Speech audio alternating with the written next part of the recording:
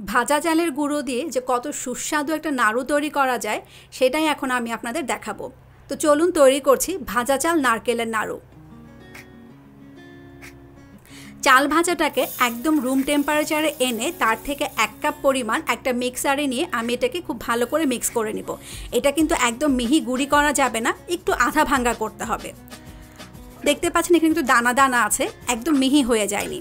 আমি আপনাদের সুবিধার্থে একটা চামচে করে তুলে দেখিয়ে দিচ্ছি। দেখতে পাচ্ছেন হয়ে গেছে এটা। এবার আমি নাড়ু তৈরি করতে চলে যাচ্ছি। একটা প্যান খুব ভালো করে গরম করে সেখানে 1 টেবিল চামচ পরিমাণ ঘি দিয়ে একটু গলিয়ে নিচ্ছি। একটু গলে গেলে একটা তেজপাতা দিয়ে দিচ্ছি 2 টুকরো করে, দিয়ে দিচ্ছি একটা এলাচ আর একটা দারচিনি। একটু ফ্লেভার আসা পর্যন্ত অপেক্ষা করছি। যখন একটু ফ্লেভারটা আসবে ঠিক সেই মুহূর্তে 1 কাপ পরিমাণ চিনি দিয়ে দিতে হবে। এই নাড়ুটা কিন্তু আপনারা চাইলে গুড় দিয়েও করতে পারেন, কিন্তু সবখানে আসলে গুড় অ্যাভেলেবেল না, তাই আমি এটা আপনাদেরকে চিনি দিয়ে দেখাচ্ছি। চিনিটা দিয়েই কিন্তু ঘির সাথে চিনিটাকে খুব ভালো করে মিক্স করে ফেলতে হবে। খুব ভালো করে মিক্স হয়ে গেলে পানি দিয়ে দিতে হবে 2 টেবিল চামচ পরিমাণ, দিয়ে আবারও নাড়াচাড়া করতে হবে। এই পানিটাই কিন্তু চিনিটাকে গলতে সাহায্য করবে। এখানে আপনাদেরকে ছোট্ট একটা টিপস দিই, সেটা হচ্ছে হাতা দিয়ে কিন্তু অনবরত নাড়াচাড়া করা যাবে না, তাহলে এটা কোনোভাবেই গলবে না, শুধু ফেনাই হতে থাকবে। আমি যেভাবে করছি একটু খেয়াল করে দেখুন যে আমি একটু পরপর একটু করে নেড়ে দিচ্ছি।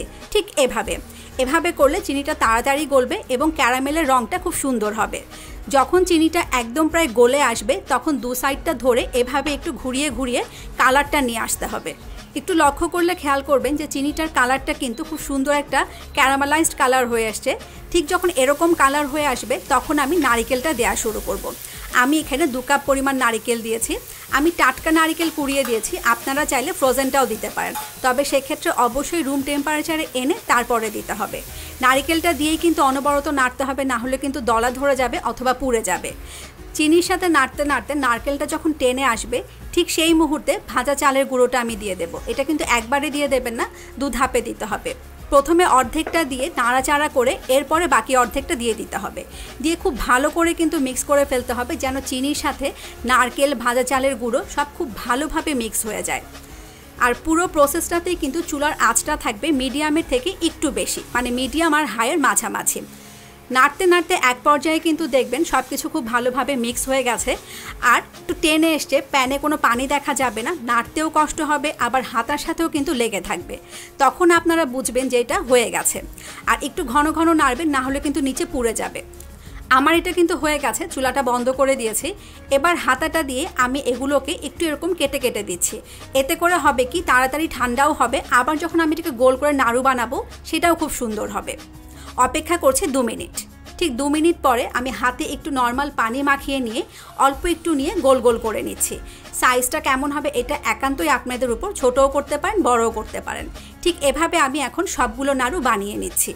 এই নাড়ুগুলো কিন্তু একটু গরম গরম অবস্থায় বানাতে হয়, না হলে কিন্তু শেপটা ভালো আসে না। দেখতে পাচ্ছেন কত সুন্দর মসৃণ হয়েছে নাড়ুটা। এটা কিন্তু শুধুমাত্র ঘিয়ের কারণে। ঘি, গরম মশলা আর ক্যারামেলাইজড চিনির সব কিছু মিলিয়ে খুব সুন্দর একটা ফ্লেভার নিয়ে আসবে এই নাড়ুটার ভেতর। এবার একটু সাজিয়ে দিচ্ছি, আমি পেপার কাপের ভেতরে করে সাজিয়ে দিচ্ছি শুধুমাত্র বাচ্চাদেরকে অ্যাট্রাক্ট করার জন্য। আপনারা চাইলে নাও করতে পারেন। খুবই হেলদি একটা খাবার।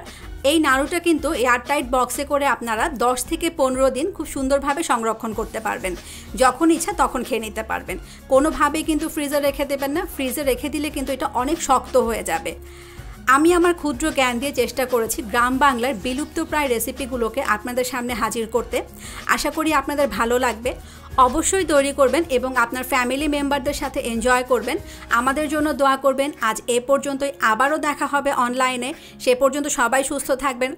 ভিডিওটি দেখার জন্য সবাইকে অসংখ্য অসংখ্য ধন্যবাদ।